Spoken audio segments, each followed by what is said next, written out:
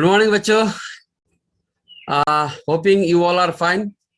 आज हम पढ़ेंगे चैप्टर 12 एटॉम्स के एनसीईआरटी एग्जाम्पल न्यूमेरिकल। मतलब एनसीईआरटी के जो न्यूमेरिकल है एग्जाम्पल में वो सॉल्व करेंगे और उसको समझेंगे। ठीक है, तो पेन और पेपर लेके रेडी हो जाओ।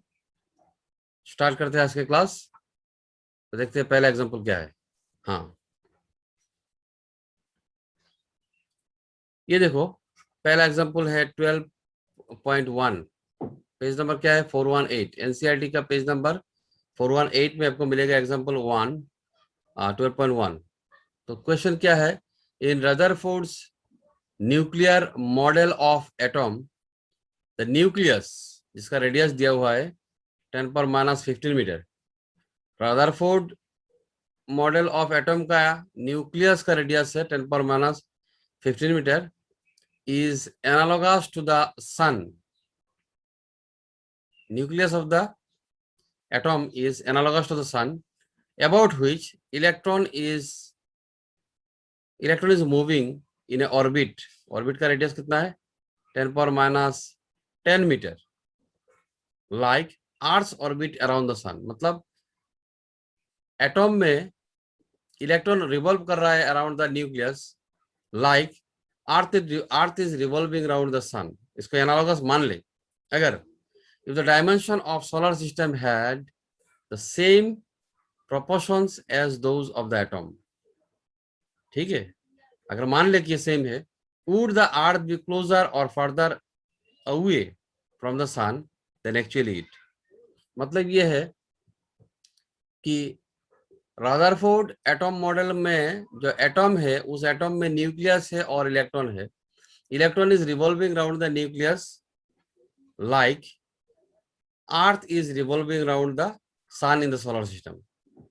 तो अगर ये मान ले कि दोनों एनालॉगस है, तो क्या इलेक्ट्रॉन न्यूक्लियस से ज्यादा दूर है compare to earth revolving around the सन?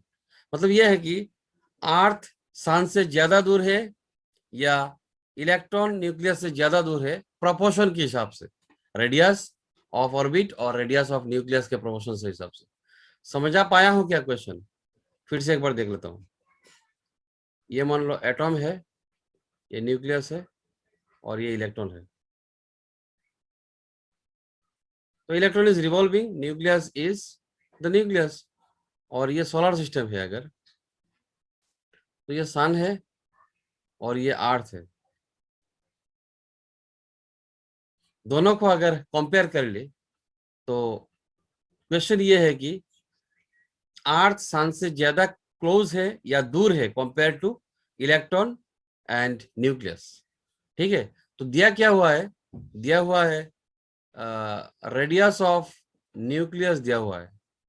तो रेडियस ऑफ न्यूक्लियस दिया हुआ है 10⁻15 मीटर, रेडियस ऑफ न्यूक्लियस मतलब एटॉम के हिसाब से।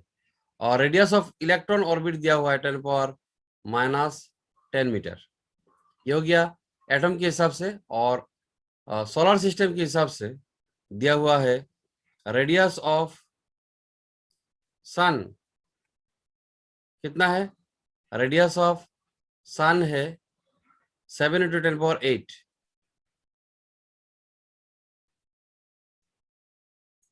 मीटर, और रेडियस ऑफ अर्थ है 1.5 × 10⁻11 मीटर। तो दोनों को कंपेयर करना है। कंपेयर कर लेंगे, इजी बात है, रेशियो निकालेंगे। The ratio of radius of electron orbit to the radius of nucleus कितना आएगा? देखो, radius of electron orbit to the radius of nucleus कितना आएगा? RN/RE। तो RN हो गया 10⁻10, RN है ये, और RE हो गया 10⁻RE हो गया रेडियस ऑफ इलेक्ट्रॉन ऑर्बिट हो गया 10⁻10 divide by radius of nucleus हो गया 10⁻15 इज इक्वल टू 10⁻5। मतलब क्या है? Radius of electron orbit is 10⁻ 5 times larger than the radius of nucleus. Atom में न्यूक्लियस का जो रेडियस है ये छोटा है डेफिनेटली, और इलेक्ट्रॉन ऑर्बिट का जो रेडियस है वो 10⁵ टाइम्स ज्यादा है। 10⁵ टाइम्स ज्यादा है। किससे ज्यादा है? 10⁵ टाइम्स ज्यादा compare to the nucleus, radius of the nucleus. मैं फिर से कहता हूं, radius of electron orbit is 10⁵ times greater than the radius of the nucleus. तो ये सेम बात सन और अर्थ के लिए भी होना है। तो सन का रेडियस कितना है? सन का रेडियस है 7 × 10⁸ मीटर पर 7 × 10⁸। तो 7 × 10⁸ मीटर को अगर 10⁵ से मल्टीप्लाई कर ले, 10⁵ × 7 × 10⁸ मीटर को मल्टीप्लाई करने से कितना आता है? 7 × 10⁻13 7 × 10⁻13 मीटर आता है। लेकिन ये वैल्यू जो है, ये वैल्यू 100 टाइम्स ग्रेटर है। 10⁵ इंटू 7 × 10⁸ होना चाहिए radius of the earth orbit, radius of the earth orbit. लेकिन radius of the earth orbit कितना है? Radius of the earth orbit है 1.5 × 10⁻11 मीटर, और ये है 7 × 10⁻13 मीटर। मतलब 100 टाइम्स ज्यादा हो गया, 100 टाइम्स ज्यादा हो गया than the actual orbital radius of the earth. तो हम कह सकते हैं the earth would be much further away from the sun. मतलब इलेक्ट्रॉन के हिसाब से हम, इलेक्ट्रॉन और न्यूक्लियस के हिसाब से हम उसको जानना चाहे तो ये हो सकता है कि, तो मतलब ये है कि अर्थ और सन को इलेक्ट्रॉन और एटॉम के साथ एनालॉगस करना है तो अर्थ को, जहां पे अर्थ है वहां से 100 टाइम्स ग्रेटर रेडियस में जाना पड़ेगा। जो एक्चुअल रेडियस है उससे 100 टाइम ग्रेटर रेडियस में जाना पड़ेगा, तब एटॉम और अर्थ सन एनालॉगस हो जाएगा। It implies that atom contains much greater fraction of empty space than our solar system. मतलब एटॉम में एम्प्टी स्पेस ज्यादा होता है सोलर सिस्टम के कंपेयर से। ठीक है, ओके। नेक्स्ट जाते हैं हमारे नेक्स्ट क्वेश्चन में। हाँ, नेक्स्ट क्वेश्चन क्या है? नेक्स्ट क्वेश्चन है कि in a Geiger-Marsden experiment, what is the distance of closest approach to the nucleus of a 7.7 MeV alpha particle before it comes momentarily to rest and reverses its direction? मतलब हमें निकालना है distance of closest approach. क्या निकालना है? Distance of closest approach. It is R0 भी कर सकते हैं, डी भी कर सकते हैं, आर भी कर सकते हैं। दिया हुआ है क्या है? 7.7 MeV। 7.7 MeV क्या है? ये काइनेटिक एनर्जी है। किसका काइनेटिक एनर्जी? ये अल्फा पार्टिकल का काइनेटिक एनर्जी 7.7 MeV। तो काइनेटिक एनर्जी दिया हुआ है, काइनेटिक एनर्जी से हमें निकालना है distance of closest approach. Distance of closest approach तो हमें पता है क्या? हमें पता है डिस्टेंस ऑफ क्लोजेस्ट अप्रोच में क्या होता है? काइनेटिक एनर्जी इक्वल टू होता है potential energy. Kinetic energy equal to potential energy होता है। तो काइनेटिक एनर्जी का वैल्यू दिया हुआ है, तो काइनेटिक एनर्जी की जगह में हम पोटेंशियल एनर्जी को पुट कर देंगे 1/4 epsilon not Z E into twice E Z into twice E by D। ये फॉर्मूला है पोटेंशियल एनर्जी का। Z ही होगी चार्ज ऑफ न्यूक्लियस और ट्वाइस ही होगी चार्ज ऑफ अल्फा पार्टिकल, और D हो गया डिस्टेंस ऑफ क्लोजेस्ट अप्रोच। यहां से D निकालेंगे। ये देखो द की आइडिया इज है the scattering process, total mechanical energy of the system consisting of an alpha particle and gold nucleus is conserved। total mechanical energy conserve होता है, मतलब initial mechanical energy मतलब kinetic energy is equal to the potential energy हो जाता है। Kinetic energy is equal to potential energy at the time of distance of closest approach. तो यहाँ पे वही बात है, देखो के इक्वल टू पीई, के के जगह में यहाँ पे के है काइनेटिक एनर्जी, और पी के जगह में क्या है? 1/4 epsilon not ZE charge of nucleus twice E charge of alpha particle divided by R होना था। तो आर के जगह में आर नॉट लिख सकते हैं, डिस्टेंस ऑफ क्लोजेस्ट अप्रोच लिख सकते हैं डिस्टेंस की जगह में, और यहाँ पे डी भी लिख सकते हैं, तो डी लिख लिया। तो यही है फॉर्मूला, देखो K equal to 1/4 twice C Z by D equal to Z square हो गया, 2 into Z square by 4 D हो गया। ठीक है, यहाँ से डी निकाल लेते हैं, डी इक्वल टू क्या हो गया, जो है डी हो गया। तो यहाँ से के का वैल्यू हम पुट कर देते हैं 7.7 MeV, 7.7 MeV को, तो kinetic energy equal to 7.7 MeV है। तो ए भी है एम मतलब मेगा और ईवी मतलब इलेक्ट्रॉन वोल्ट। तो मेगा इलेक्ट्रॉन वोल्ट को हम इलेक्ट्रॉन वोल्ट में कन्वर्ट करते हैं। 1 मेगा मतलब क्या है, 10⁻⁻6 है इलेक्ट्रॉन वोल्ट, और इस मेगा इलेक्ट्रॉन वोल्ट को जूल में ले जाते हैं। जूल में ले जाने से क्या करना पड़ता है, 10⁻6 इंटू ईवी टू जूल मतलब 1.6 इंटू 10⁻⁻19 को से मल्टीप्लाई करना होता है। दोनों को इंटू करने के बाद मिलता है हमें 1.2 इंटू 10⁻12 जूल, ये जूल हो गया। तो यही है काइनेटिक एनर्जी। तो यहाँ से देखो D equal to 2 into Z square by 4πε0 क्या है ना, तो के जगह में हम पुट कर देंगे 1.2 इंटू 10⁻12 जूल, और 1/4πε0 जो इसका वैल्यू आपको मालूम है 9 इंटू 10⁻9 है। ये हमने बहुत कैलकुलेशन हमको मिला है चैप्टर 1 चैप्टर 2 से। ठीक है, तो D इक्वल टू हो गया, वैल्यू पुट कर देते, 2 के जगह में 2, 1/4πε0 की जगह में 9 इंटू 10⁻9, और ई स्क्वायर के जगह में 1.6 इंटू 10⁻19 स्क्वायर। आपको तो पता है charge of electron, charge of electron equal to 1.6 into 10⁻19 coulomb है, तो इसका स्क्वायर है। और z जो है भैया, z तो z रहेगा, z is atomic number of gold है, यहाँ पे पुट करेंगे बाद में। तो डिवाइडेड बाय क्या रह गया, डिवाइडेड बाय रह गया के का वैल्यू कितना है 1.2 इंटू 10⁻12 जूल। बाकी सबको जोड़ के कितना आता है वैल्यू 3.84 इंटू 10⁻16 Zm, z मतलब एटॉमिक नंबर और m मतलब मीटर हो गया। तो z का वैल्यू कितना है फॉर गोल्ड, गोल्ड के लिए z इक्वल टू 79 है। तो गोल्ड का वैल्यू 79 पुट करने के बाद d इक्वल टू हमें मिलता है 3.0 इंटू 10⁻14 मीटर, और इसको 30 कर दे तो 10⁻15 मीटर, 10⁻15 मीटर मतलब 30 FM, 1 FM मतलब 1 फर्मी, फर्मी मीटर कहते हैं उसको। तो डिस्टेंस ऑफ क्लोजेस्ट अप्रोच कितना आ गया 30 फर्मी मीटर, 30 फर्मी मीटर आ गया। ठीक है, डिस्टेंस ऑफ क्लोजेस्ट अप्रोच आया है 30 FM, और रेडियस ऑफ गोल्ड है 6 FM।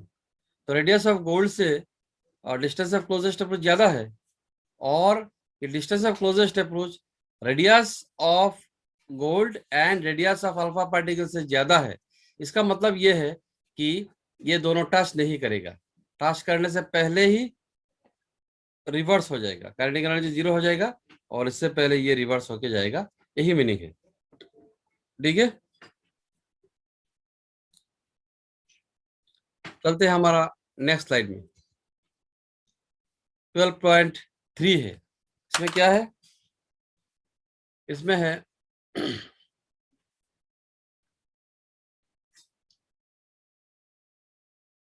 it is found experimentally that 13.6 eV is the energy required to separate hydrogen atom into a proton and electron. Hydrogen atom में electron और proton को separate करने के लिए हमें मिनिमम एनर्जी चाहिए होता है 13.6 eV। हाँ सही है।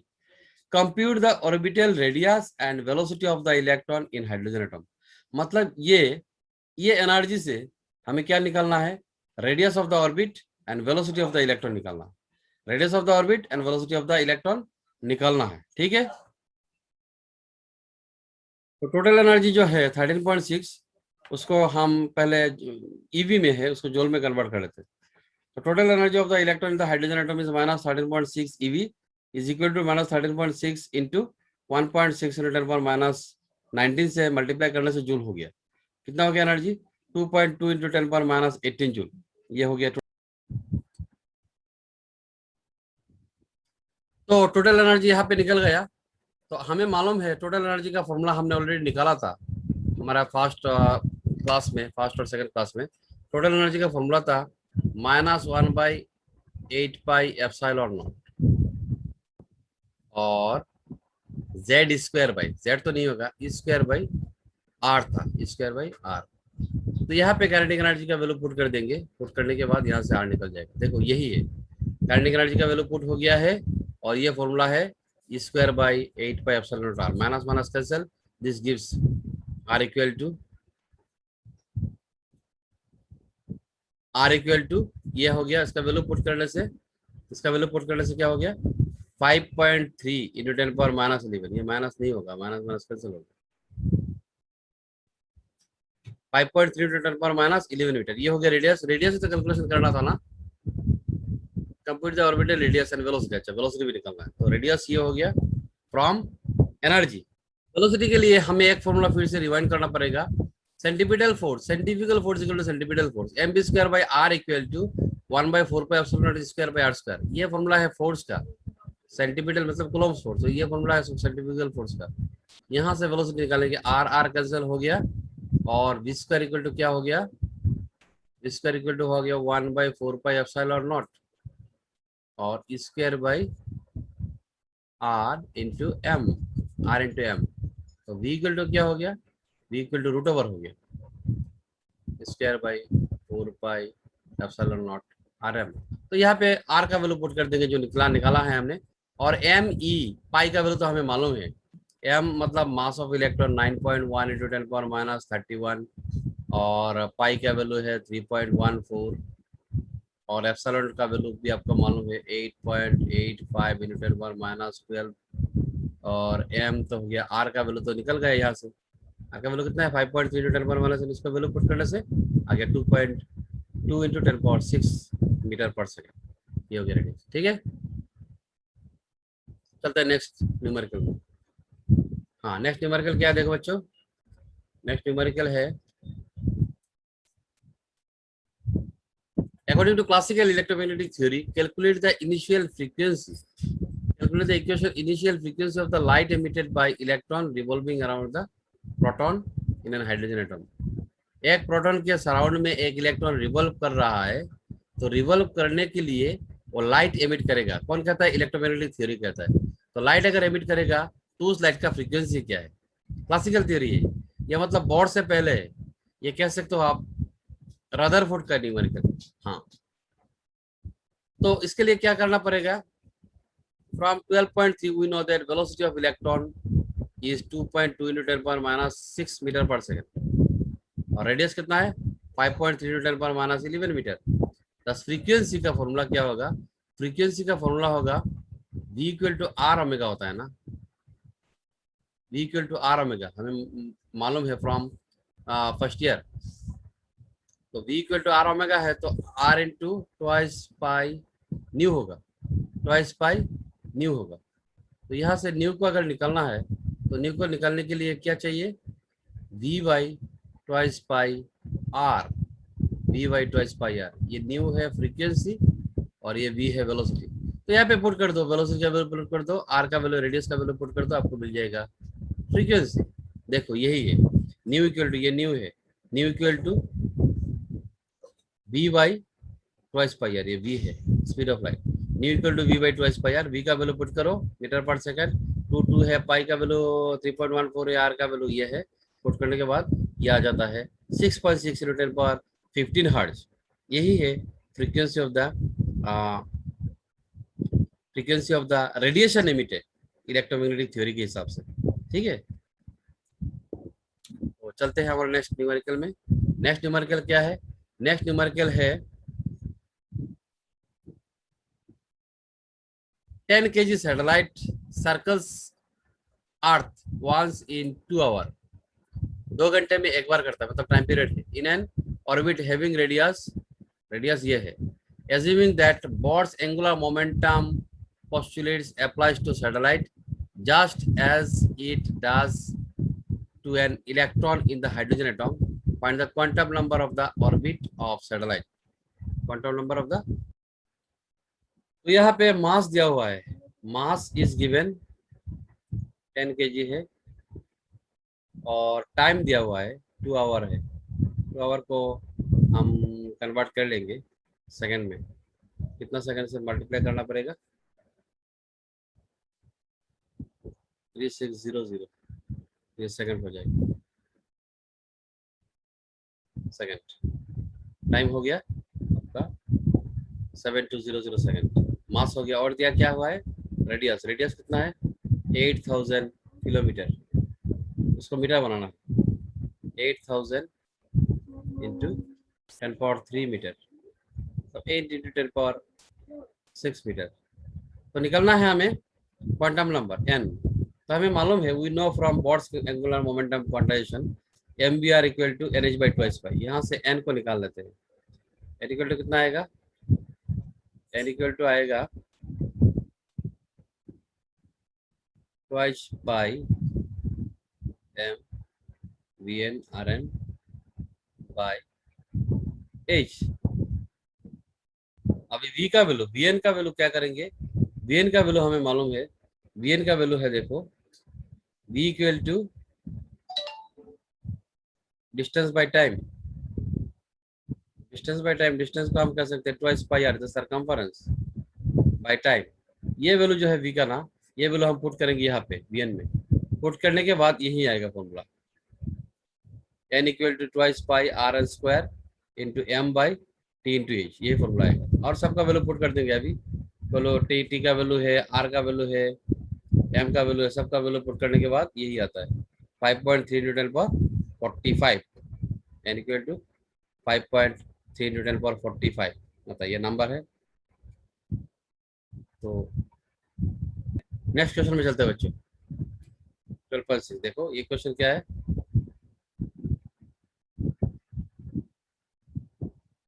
using Rydberg formula calculate the wavelengths of the first 4 spectral line in Lyman series। Lyman series का फर्स्ट 4 लाइन को निकालना है। क्या निकालना है, वेवलेंथ निकालना है। तो वेवलेंथ का फॉर्मूला तो हमें मालूम है, वेवलेंथ का फॉर्मूला हमें मालूम है, ये वैसा था 1 by lambda equal to R Z square 1 by N one square minus 1 by into square. यहाँ से भी हम निकाल सकते हैं 1 by lambda equal to Z तो 1 हो जाएगा, R into 1 by N one square minus 1 by into square. R क्या है, आर है Rydberg constant 1.097 into 10 power minus sorry plus 7। इसका वैल्यू पुट करना है। और 1 लाइमन सीरीज है तो n1 इक्वल टू 1 है, और फर्स्ट मेंबर है तो n2 इक्वल टू 2 है। तो वैल्यू पुट करेंगे, लैम्डा मिल जाएगा फर्स्ट मेंबर के लिए। फिर आ जाएगा सेकंड मेंबर, सेकंड मेंबर के लिए, सेकंड मेंबर के लिए क्या होगा, सेकंड मेंबर के लिए n1 इक्वल टू 1 होगा और n2 इक्वल टू 3 हो जाएगा for second member. Second member के लिए n1 इक्वल टू 1 होगा और n2 इक्वल टू 3 हो जाएगा। इसका वैल्यू पुट करेंगे तो मिल जाएगा वेवलेंथ ऑफ सेकंड मेंबर। वैसे ही हम निकलते जाएंगे, थर्ड मेंबर, फोर्थ मेंबर, ये सभी निकल जाएंगे। ठीक है, तो इस तरह भी आप कर सकते हैं, लेकिन ये थोड़ा कॉम्प्लेक्स केस है।